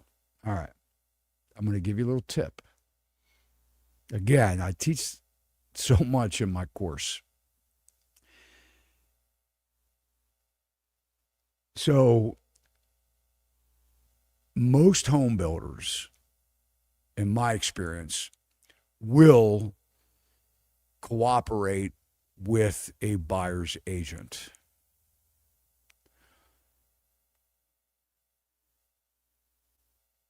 I just had dinner with one of our agents that is moving to Tennessee. Her and her husband, we just sat down. She's been with me for years. She had, moving to Tennessee, she had an agent. She ended up buying a house with a national builder. She had an agent that she had called prior to deciding on new construction. And so he was sort of like the boots on the ground for the new construction they ended up buying, and he didn't have to do much. An agent doesn't really do a whole lot with a new build. They don't. They can't negotiate the contract. The builder writes the contract. You either sign it or you don't. But here's the key, and this is your tip. Write this down. If you don't have an agent and you're looking at new construction, or anywhere for that matter, you haven't decided to hire an agent yet. And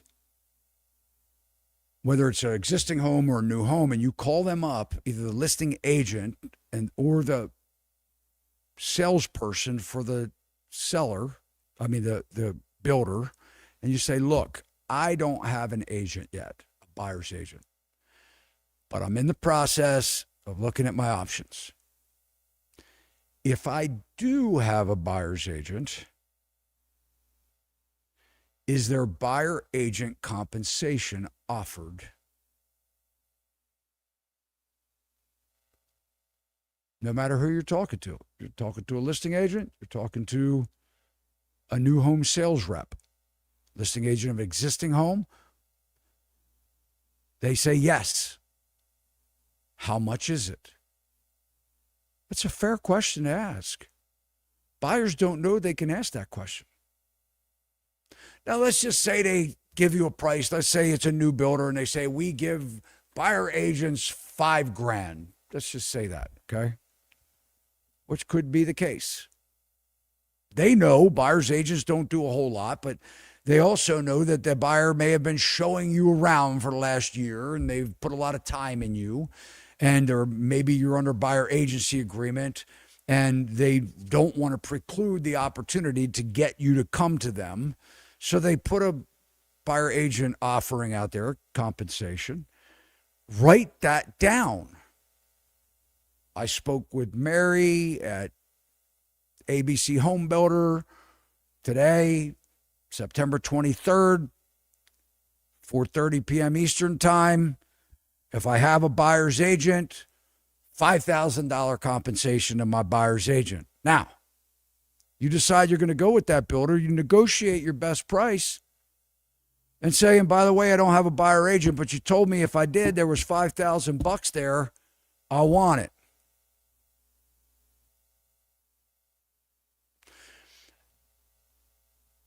I was having a conversation with one of our, I think I can say his name because I think it was right on the show.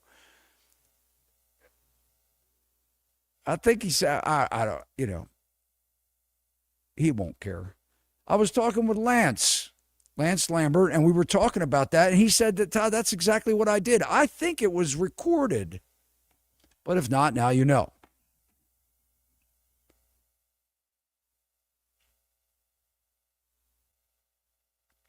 There's nothing wrong with that. You ask the questions. Again, this is, I give you a lot in my course. I'm telling you, if you're looking to buy a house, this is no infomercial. And Joe, you don't have to pull my website up anymore, but you just saxrealty.education is $300. If you listen to my show and you've been listening to me for years, you know that I'm pretty straightforward. I pull it all back and show. I mean, the best thing I can do, I can't help you buy a house. I'm only licensed in Maryland.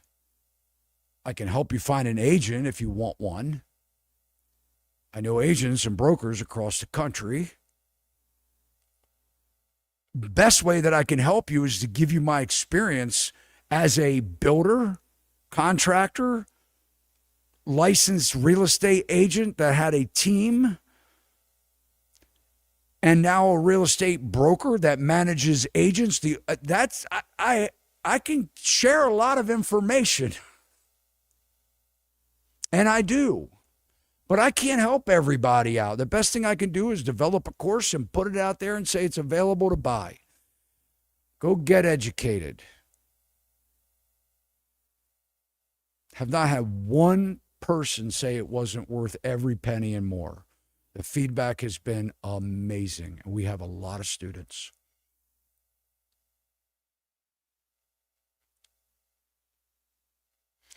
I'm actively looking to buy, but the seller will have to share some equity with me. I don't want to catch a falling knife, Charles. I mean, it's what you're saying is a common theme, and it's just because people know that cost of living has gone up to all-time highs. I mean, you can't go out, you can't go on vacation, you can't rent a hotel room, you can't buy a plane ticket. Everything without spending a lot of money. And, what I have to tell people a lot is, look, I want you to think about your purchase, and then I want to think about the amount of time or the amount of hours that you have to work to pay for that, and then see if it's worth it. So if you're going to go out on a Friday night and go drinking with your buddies, catch dinner, do whatever, and it's going to cost you $150, $200, $300, how many hours or days, whatever it is you're buying, do you have to work to pay for that? That should be your process. And then say, am I willing to work 6 or 7 hours for this or to do this? That's going to be think about it. That's smart. Because too much we react and we buy things that we really don't need, and we're putting it on our credit card with the full intention of paying it off. And then something unexpected happens and you put $2,000 down on a $10,000 bounce because you can't pay off your credit card. So it's not then just the amount of hours that you have to work for what you want to buy, but what you're going to pay for what you bought. Because that could be double. So in other words, the dinner that cost you $150, if you're going to charge it, may end up costing you $300 by the time you pay it off. We can do this. We can be better. We can be smarter. We can get through any kind of downturn, any kind of economic hardship. We can do it. But we need to be wise. We need to be smart.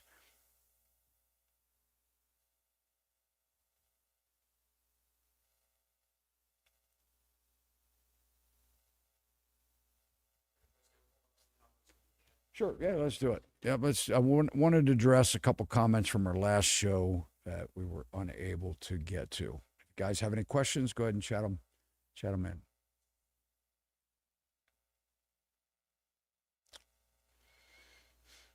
All right. 4.5% is the magic rate. At 4.5%, that would be enough to incentive homeowners to refinance.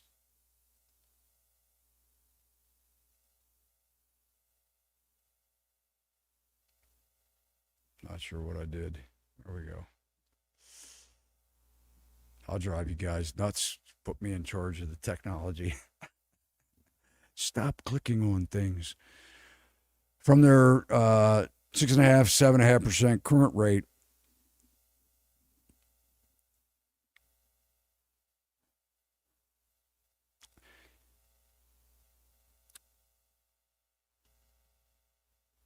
I don't think we're going to see 4.5% mortgage rates. Not this year. Could we see it in the next year? Maybe.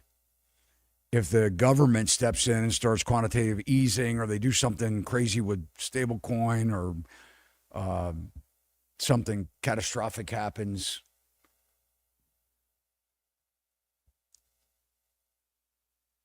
I do think that if we do get around 5%, 5.5%, we will see existing sellers that have been waiting because they have 3% mortgage rates. I do think they'll get off the shelf. But what I don't want to see is people refinancing their credit card debt into a 30-year debt payment. And this just breaks my heart to see people do this kind of stuff.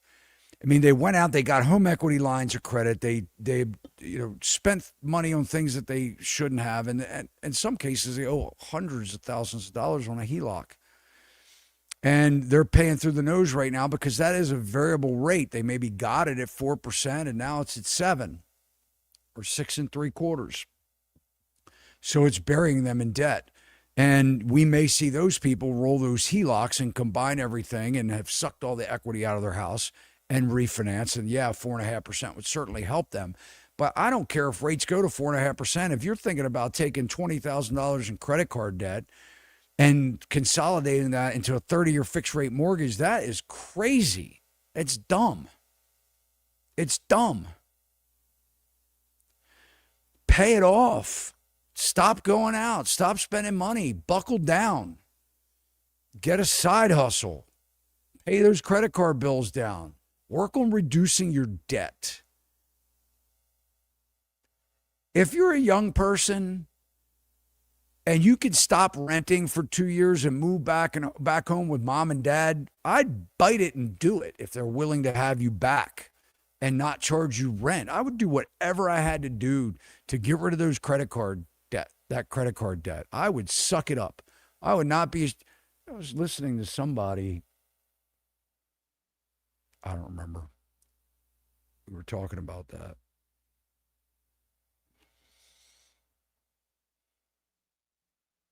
If we're in the midst of a housing crash, why are the national housing builder stock up 20 to 30% year to date? I'm in Naples. Sales of existing homes are getting back to normal. I don't think so. You just had Michael Pinto saying that prices were falling 10 and 15% in Naples. He's in Naples. I don't think so. Go back to that for a second.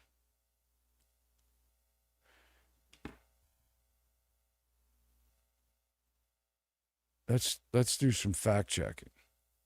Let's pull up Naples, Zillow for Naples, and look at active listings. Let's see what's happening.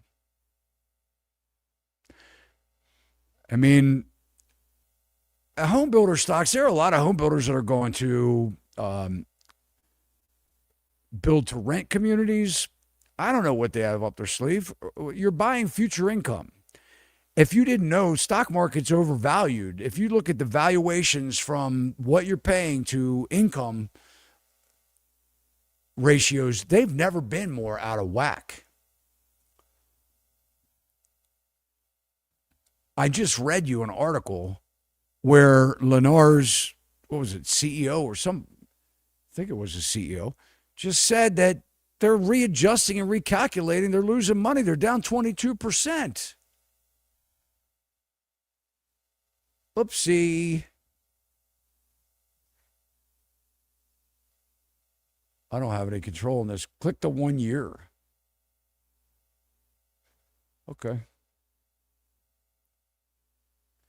90.1% of the sales are under list price. But let's look at the houses. Let's actually go in and look at the houses for sale. You know, like the Zillow listings. But thanks for that. Boy, I don't think Naples is back, according to the Zillow report, and people don't trust Zillow. They think Zillow's always high. Let's take a look at some houses in Zillow.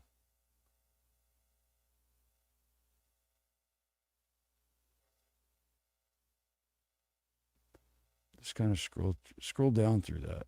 Is that all Naples? Keep going. Do they not show? There you go. Price cut 80,000. Go to price, and I think that's where. And okay, go click on the for sale. To the left. To the left. I'm trying to look at. Let's go to more. Where's their price reduced?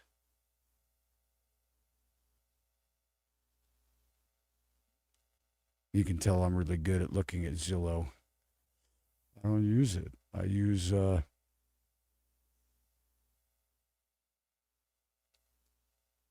doesn't matter. It doesn't matter.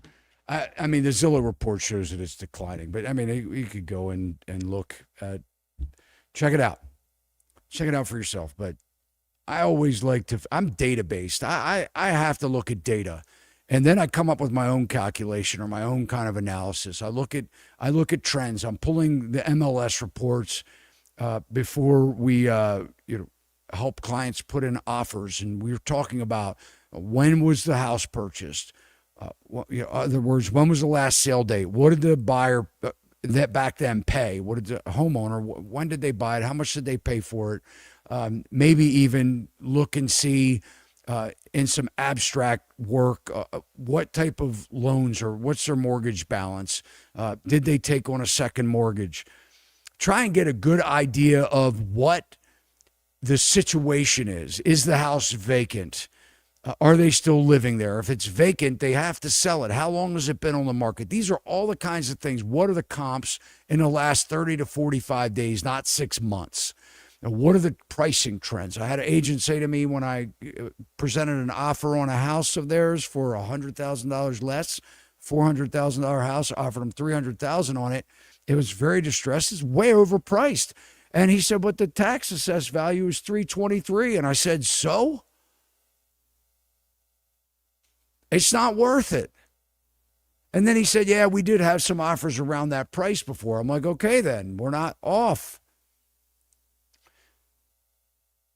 You have to look at the data. And then he said, but this house sold and this house sold and this house sold. And I said, they were 3 years ago, 2 and 3 years ago.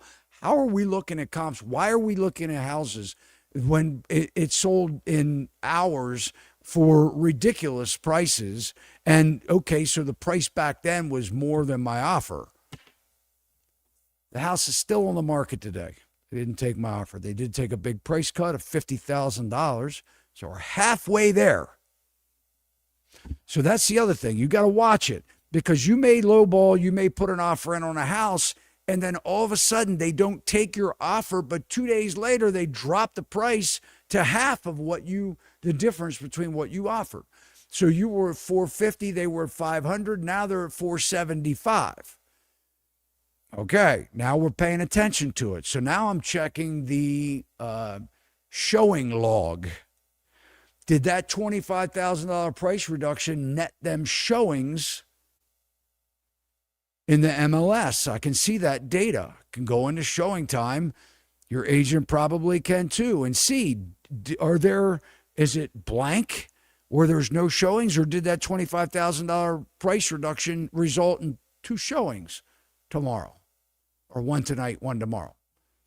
That's the kind of data that you have to be looking at and extract so that you can make logical decisions when you're putting offers in, or if you're a seller and you're trying to figure out whether you should take that offer.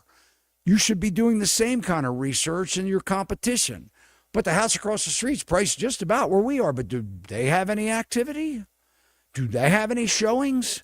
Did you call their listing agent and say, hey, we're struggling over here, what do you got?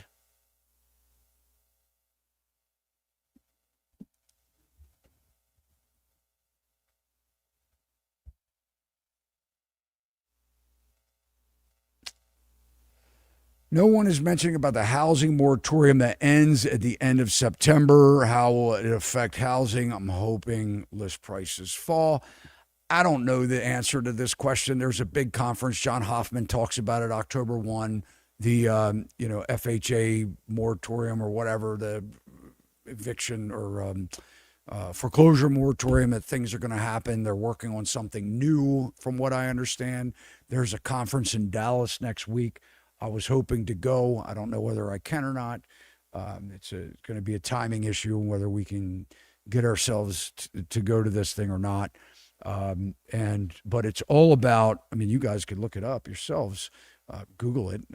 If you're an agent, you're interested in getting REO work or real estate owned work, it's a certification on Sunday. I think this coming Sunday. The conference is like $1,300 or $1,400 if you're not a member of this association, and I think the recertification was $700 for Sunday. So if you're an agent, you may be interested in that. But it's an opportunity to go down and talk to the servicers, the ones that are dealing with the delinquencies. And there's a lot of speakers. We're going to have John Hoffman at the very least is going to come back on. If not, maybe we can even get him to come on frequently. Maybe he'll live stream from Dallas if we can't go ourselves. If we go, we'll live stream as much as we can. But something's going on. I mean, there's reports that mortgage delinquencies have risen, but we're not seeing it. And properties are distressed. So we know that John is dealing with these foreclosure properties or people that are in default.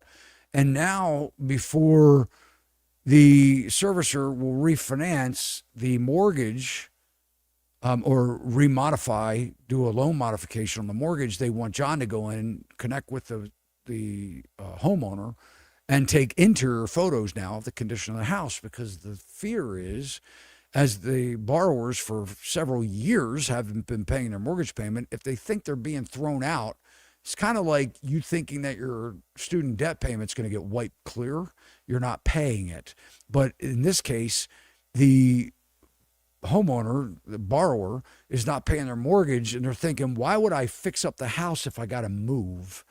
So a lot of times they just stop fixing things and the house becomes unlivable or unsafe to live in.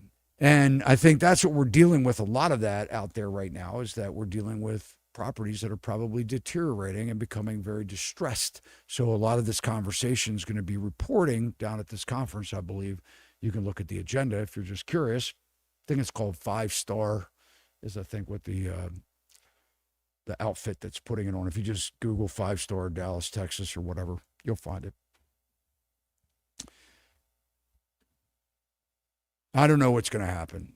I wish I did. I know that FHA or Fannie Mae and Freddie Mac have bundled up non-performing notes and reperforming notes. I think they're on their 8th or ninth sale of maybe since the pandemic of distressed mortgages. They're either reperforming, they weren't performing, and now they're reperforming, or they're non-performing NPLs, and they've bundled them up and sold them to Wall Street kind of companies or investors. So John's talked about that on our show a lot. Private equity needs lower rates. They take precedence over inflationary concerns of average Americans. The Fed and government work for them, not the average voter. I would say that absolutely the Fed is a banker. The Federal Reserve are bankers.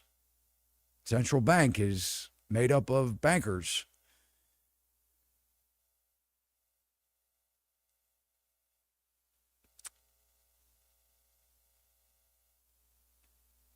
I think this is meant to say the quality, unless this is some word that I don't know in the vocabulary.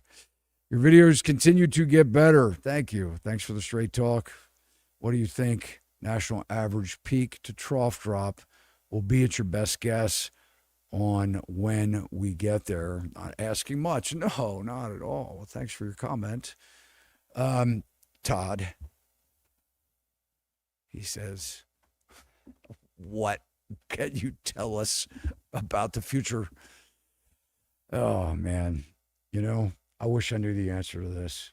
I think it's going to be market specific. I think that we're at least looking at 20 to 30% price drops from peak to trough. Some markets, we've already seen it, so they may be more. The Northeast may not be that big of a drop, though a lot of states didn't really go up as much as others. So I think the bigger the higher the hike, and from the peak to right now, or I would say from 20 to 23, whatever that massive hike was, if prices double, we could be easily looking at 30% drops. I don't know that we'll get 50% drops. That's just a guess. I don't know. I think you'll know. That's the important thing about what you have to keep in mind about the housing market is you're going to get an idea of when it does kind of get close to the bottom. Because we're going to see, and I don't think it's going to happen for another 12 or 18 months, potentially a bottom. Because I think what we're going to see is we're going to see interest rates drop. Maybe we'll get in the mid fives. And then we'll see sellers come off the shelf. And we'll see a lot of investors come off the shelf, and they'll sell their non-performing inventory. A lot of Airbnb hosts will probably sell their inventory. All the people that are thinking about whether they should sell or not, they're going to see that rates favor more for the buyers, and they're going to flood the market with inventory. I think we have a pent-up demand of sellers. That's going to increase the inventory. It's not going to increase the prices. So we're going to go flush through that. And then I think we'll probably start to bottom out or normalize in 12 or 18 months from now. Who knows? That's a guess. But I think it's something I'm thinking that we'll see. I think we'll see probably an accelerated decline as inventory comes on the market. Affordability hasn't improved it's not just the house. I mean, people think that we survive on houses selling. People have to eat. They have to get back and forth to work, transportation costs, education costs. I mean, groceries are outrageous. You have to take all the insurance prices are outrageous. You have to take everything collectively and add it together and say just because we see interest rates drop doesn't mean that affordability has improved and the whole problem is solved. Because with dropping rates, we're going to see inflation again. I don't think we'll see housing inflation. Not yet. I think we already saw many years. We pre-bought that. That's done. Now it's going to be, how to prevent it from bottoming out. That's going to be the game. How do we prevent from it crashing? That's going to be the Fed's primary target. Because if it dips down too low, there's an overlap, right? I mean, banks are making new loans, but what about the 2020 to 2024 vintage of mortgages? They're going to be underwater. So how many millions of homes are they? That's the question. 20 million over the last 5 years? What percentage of the 20 million weren't cash? And that could be over, is it 600,000 homes that could be underwater? I don't know. We'd have to calculate all that out and then weigh the risk of whether it's worth the Fed doing anything to rescue those 600,000 homes, which doesn't seem like a big number to me. I'd be more concerned about it dropping below pre-2019 levels. I think that we're only dealing with, I don't think the Fed is going to come in to save housing, because I don't think the housing, it's going to be a very small demographic of homes that can't take massive cuts.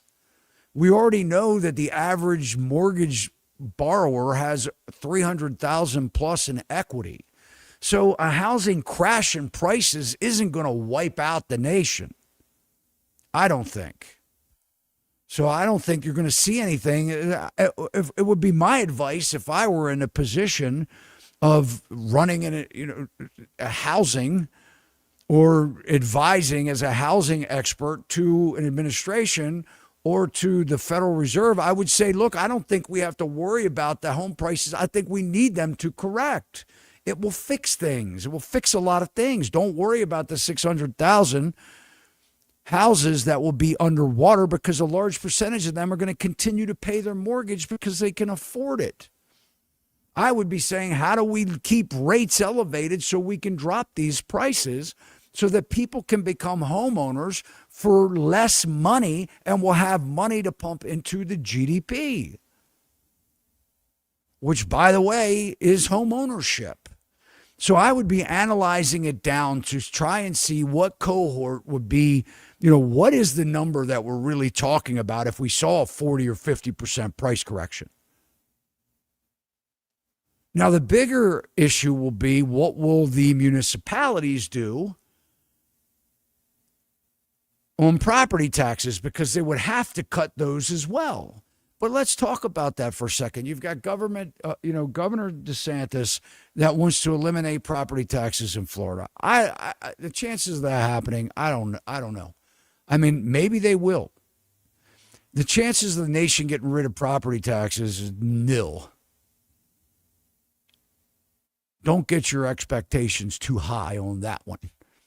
But could there be a happy medium? Could we say that prices need to come down and then re-tax assessments need to be adjusted? The government still gets their tax revenue, even though you want to own your home, you don't like to pay the taxes, but guess what? It's been happening forever. But would a price correction not be catastrophic for the masses? You may not like to take the cut in your equity or your home equity, but if that means that you can move on with your next purchase and not get crushed on that, you may be okay with it.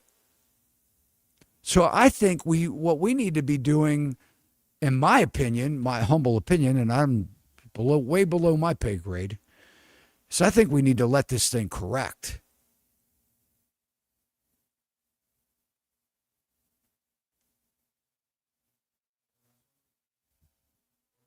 Sure. One more. What's the possibility that real estate stays stagnant until wages catch up, which could be decades? Yeah, we would need 60% increase in salaries to meet the affordability to buy a house today. I think that is probably a practical number. That's not going to happen. We are not going to see that. And I haven't seen that in my 35 years of being an employer. Maybe more than that. what's going to happen? You may see that sellers that don't have to sell, that may say true. The values may, we might have stagflation with that. I don't think that's the practical measure, in my opinion, because people must sell. Every year, there's a certain percentage of sellers that have to sell. They pass away, their kids get the house, they can't afford it, they want the money, they want the cash, they live in 4 different states. People go through divorce. They have to sell. The court orders them to sell. They go through bankruptcy. They need to reduce their expenses, whatever it is. So you're going to have a certain amount of houses every year that will affect the comps of every subdivision in the nation. If we don't have people overpaying for it, we're going to have price declines. I don't think we're just going to see where the price stays flat. And the reason is because the probability of people keeping that house in tip-top shape in today's economy is probably next to none. So the sellers are, like I said earlier, the reason a lot of these houses come back on the market is because the houses are in distress, or they've gone through obsolescence, functional obsolescence, outdated. So what happens is that house is not going to go through stagflation. It's going to go through deflation or depreciation because things are breaking and the people aren't spending the money to fix it up. So I think sales may stagnate, but the ones that will sell will probably continue to tick or trend down into a point to where that becomes the neighborhood comp. So things are comparable based if you're financing, because an appraiser is going to want to look at the house and give a valuation based on recent sales in the subdivision. So I think, again, this is just my opinion. I think we're going to still see a period of price reductions moving forward. I don't think it's even rate reductions. I still think, I've been saying it, it's happening. It's happening. I may be a couple years behind the ball from when I first started saying it, but it's been a progression. Inspections coming back, appraisal gap contingencies going out the window. Your buyer, first time buyer went to 39 years old. Your median aged buyer in the last year went to 59 years old. These are repeat buyers, people with money. So a third of the population that typically buys houses are sidelined. Doesn't take rocket science to figure out that people are tapped out financially. What happened? The bubble inflated too much, and now it's time for a correction. So anyway, all right, guys, we're going to get out of here. It's been a 2-hour show. I thank you guys so much. Best thing you can do for us here at Sachs Realty is to share our channel with your family and friends. We love our online community. We think you guys are very intelligent. And we're trying to keep you educated, keeping the thumb on the housing market pulse. Check out my course. If you're interested, I've made a way for you to gift the course. If your kid or your grandkid is looking to buy a house, buy it for them. Gift it to them. It's a great value add as they're looking for a house, shopping for agents, looking for a house. Real estate agents should take it honestly, because I cover things that they never learn and they should know in the course. What to look for when you're shopping for a house, how to identify problems, issues, how to negotiate from start to finish. So early on negotiations, how to understand your needs, what you should be looking for, what you should be affording. I cover it all. How to shop for mortgage people, title companies, home inspectors, contractors. I cover so much.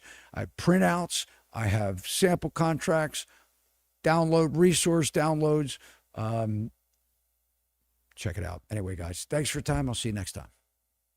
Sachs Realty, Maryland broker number 607720, office number 443-318-4514.